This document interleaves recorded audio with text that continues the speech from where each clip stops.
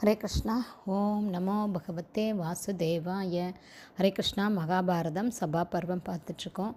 இதில் அத்தியாயம் 5, நாட்டுக்கு ஆபத்து வருவதை காட்டக்கூடிய அபசகடங்கள், சிசுபால வதம், ராஜசூய யாகத்தின் நிறைவு, துரியோதனனின் பொறாமை, சகுனியின் நல்லுபதேசம், சூதாட்ட யோசனை, இதெல்லாம் தான் நம்ம தொடர்ந்து பார்த்துட்ருக்கோம். துரியோதனன் துன்பத்தில் மூழ்கி இருக்கிறத நீங்கள் நினைக்கவே இல்லை அப்படின்னு சகுனி திருதராஷ்டிரர்கிட்ட சொல்லும்போது, நீ ஏன் துயரப்படுற, உன்னுடைய வருத்தத்துக்கு என்ன காரணம் அப்படின்னு திருதராஷ்டிரர் கேட்குறாரு. நன்றாக உடுப்பதும் உண்பதும் அற்ப மனிதர்களும் அனுபவிக்கக்கூடிய வசதிகள், உள்ளது போதும் அப்படின்னு நினைக்கிற குணமும் அச்சமும் செல்வத்தையும் கௌரவத்தையும் நாசம் செய்யும். போதும்னு நினைக்கிறவன் பயந்தவன் மேன்மையை அடைய மாட்டான். தர்மபுத்திரன் கிட்ட சேர்ந்து விட்ட ராஜலக்ஷ்மியை கண்ட பிறகு நான் அனுபவிக்கக்கூடிய இந்த செல்வம் எல்லாம் எனக்கு திருப்தி தரலை, அதனால தான் நான் வருத்தத்தால் இருக்கேன்னு சொல்கிறாரு துரியோதனன். மேலும் தர்மபுத்திரருக்கு வந்து சேர்ந்த பரிசு குவியலையெல்லாம் விவரமாக வர்ணிக்க தொடங்குறாரு.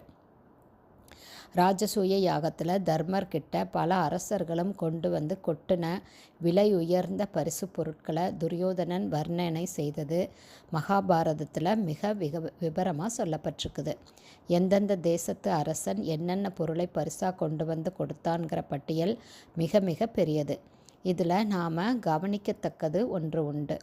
பார்த்தா பாண்டியன் ராஜன் தன் நாட்டு மலைகளில் இருந்து 96 பாரம் நிறையுள்ள முதல் தர உயர்ந்த சந்தன கட்டைகளையும், தன் நாட்டை ஒட்டிய கடலிலிருந்து எடுத்த 96 உயர்தர அற்புதமான சங்குகளையும் தர்மபுத்திரர்கிட்ட கொடுக்குறாரு. சோழராஜன் கேரளராஜன் 2 பேருமே கணக்கில்லாத உயர்ந்த ரக சந்தன கட்டைகளையும் பல்வகையான உயர்தர முத்துக்களையும் கொண்டு வந்து கொடுத்தாங்க அப்படின்னு மனம் பொறுமை வர்ணிக்கிறார் துரியோதனன். பாண்டிய சோழ மன்னர்களை பற்றி மகாபாரதத்தில் குறிப்பு வரக்கூடிய இடங்களில் இதுவும் ஒன்று. மன்னர்கள் பலர் இருந்தால் கூட அரசியல் ரீதியாக பிரிவுகள் பல இருந்தாலுமே அந்த பிரிவுகளுடைய ஒரு ஒற்றுமை இலையோடி தான் இருந்தது. கலாச்சார ரீதியாக பாரதம் ஒருங்கிணைந்த பிரதேசமாகத்தான் இருந்தது அப்படிங்கிறதும் இந்த மாதிரி நிகழ்ச்சிகளில் நமக்கு தெளிவாகுது. தன்னை பிரமிக்க செய்த வகையில் பல்வேறு மன்னர்களும் பண்டிதர்களும் மக்களும் கொண்டு வந்து குவித்த பல வகையான பரிசு பொருட்களை வர்ணித்த துரியோதனன் அதை கண்டு தன்னுடைய மனம் பட்ட பாட்டையும் விவரித்து சொல்கிறாரு. ஹரே கிருஷ்ணா. அதை அடுத்த ஆடியோவில் பார்க்கலாம்.